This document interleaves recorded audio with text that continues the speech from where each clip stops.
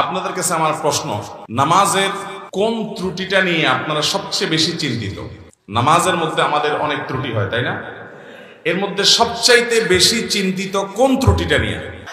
মনোযোগ হয় না, মনোযোগ থাকে না, এটি হলো সবচেয়ে বড় সমস্যা। সবাই একমত? এর চেয়ে বড় কোনটা আছে? এটাই বড় সমস্যা, তাই না? মাশাআল্লাহ, আছে। আরেকজন বলছে, বলেন তো কি আছে? তাড়াহুড়া, ধরে ফেলছে। মাশাআল্লাহ।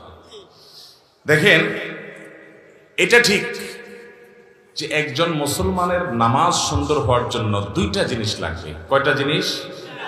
আমার সাথে বলতে হবে, কয়টা জিনিস লাগবে? 5 ওয়াক্ত সালাত আল্লাহর কাছে গ্রহণযোগ্য হওয়ার জন্য, সুন্দর হওয়ার জন্য, এটা জান্নাতের চাবি হওয়ার জন্য